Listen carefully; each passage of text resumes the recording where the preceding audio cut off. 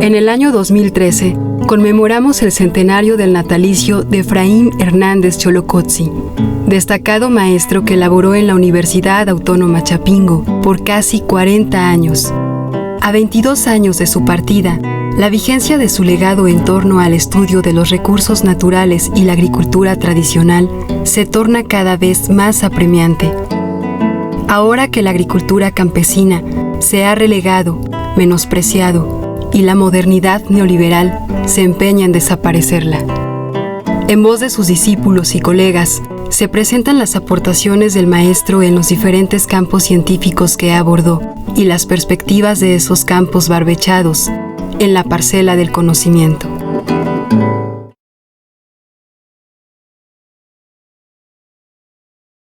La etnobotánica es una disciplina científica, ¿no? Porque nos estamos tratando de entender cuáles son las relaciones causa-efecto de nuestra relación con las plantas, y entonces aplicamos centralmente el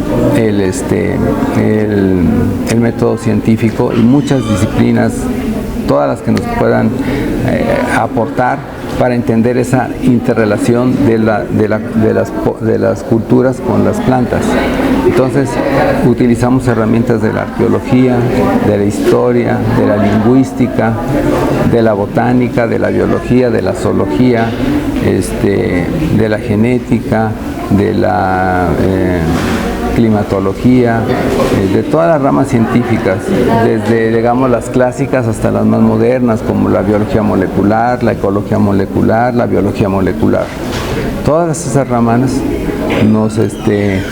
todas esas disciplinas para nosotros son fundamentales para entender el fenómeno de la relación de las culturas, de los grupos culturales o los grupos humanos con las plantas que les sirven para sobrevivir.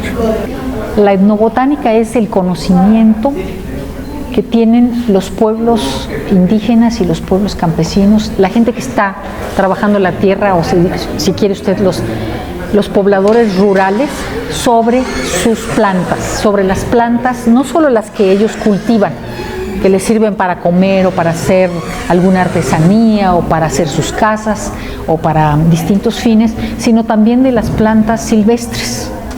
Sí, todo el conocimiento que se ha acumulado a través de los milenios, porque les recuerdo que es un centro de origen aquí de plantas cultivadas, después de China y la India, y es uno de los grandes centros de origen de domesticación de plantas, y eso los mexicanos no lo sabemos casi, salvo en los círculos de conocedores. Entonces, con la domesticación que se hizo desde varios milenios, hace muchos milenios,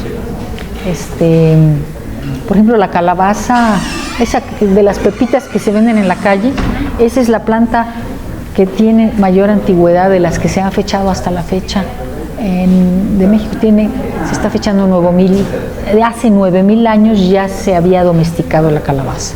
Entonces, todo lo que viene con la domesticación, que quiere decir que una planta silvestre cambia su genética, su morfología, a través primero del cuidado, después del cultivo, del mejoramiento, empiezan a escoger las variedades que están más sabrosas o que sirven para tal o cual fin. Entonces, ese conocimiento que la gente que ha cultivado esas plantas tiene es el que estudian los etnobotánicos, es decir, es la botánica que manejan los campesinos indígenas o campesinos mestizos o población ranchera que también es agricultora, ¿no? Entonces es la botánica desde el punto de vista del conocimiento de los campesinos tradicionales.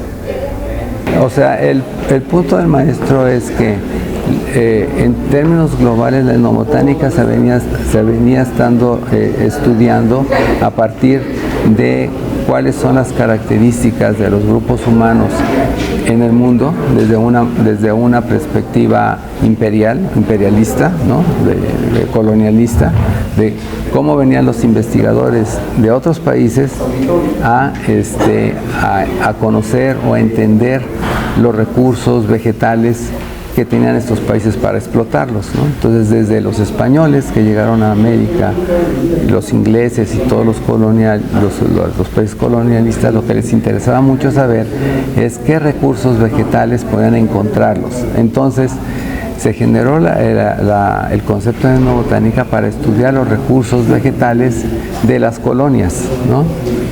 ¿Qué es lo que teníamos o qué es lo que tenían los otros pueblos para poderlos aprovechar, ¿no?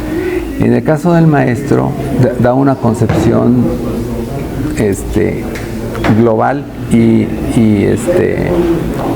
contraria a esa posición, ¿no? Lo que está diciendo el maestro es, primero, que tenemos que entender cómo los grupos humanos hemos modificado a las plantas en términos de su evolución, ¿no? Y cómo las plantas nos han modificado a nosotros, ¿no? Pero desde una perspectiva tomando al hombre como parte de la relación natural y social, ¿no? En donde las plantas y las culturas están en el mismo plano, no desde una perspectiva de dominio ni de una perspectiva de explotación de la planta, sin entender qué es lo que está pasando con la planta, ¿no?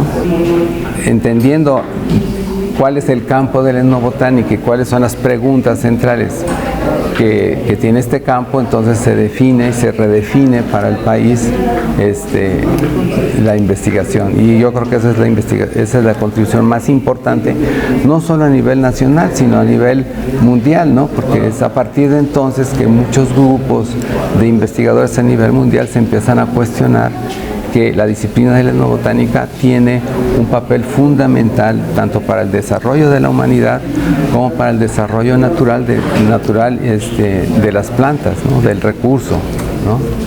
Porque los humanos, a través de utilizarlos, de utilizarle el recurso, ¿no? A través de seleccionarlo y de manejarlo, nosotros modificamos genéticamente a la planta a través de las generaciones de la planta, ¿no? Para el etnobotánico es fundamental entender en los diferentes ámbitos de los grupos sociales cómo ese grupo social se adapta al ambiente, es decir, cómo utiliza los recursos para poder sobrevivir y desarrollarse culturalmente. Entonces, todos los aspectos están relacionados con esa adaptación, son los elementos que nos definen las áreas culturales.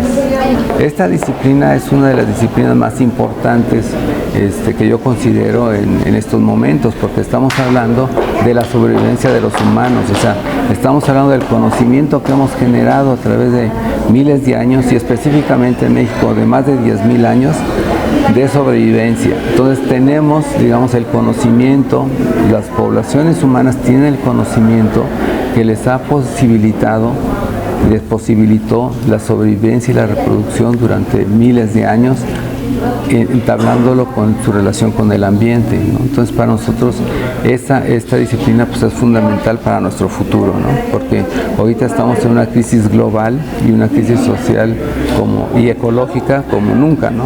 Entonces no hemos sido capaces de generar por los mecanismos tradicionales suficiente conocimiento para tener una convivencia con la naturaleza, ¿no? Y esa convivencia con la naturaleza nos las dan todas las culturas de México, ¿no?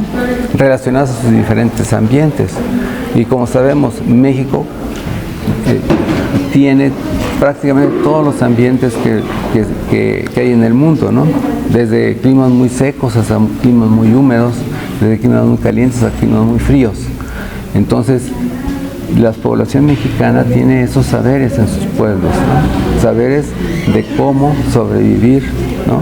ante el ambiente, ante los cambios ambientales, ¿no? Entonces, si nosotros le damos la espalda a esos conocimientos, vamos a tener menor capacidad de sobrevivencia o de adaptación a los cambios futuros que vienen.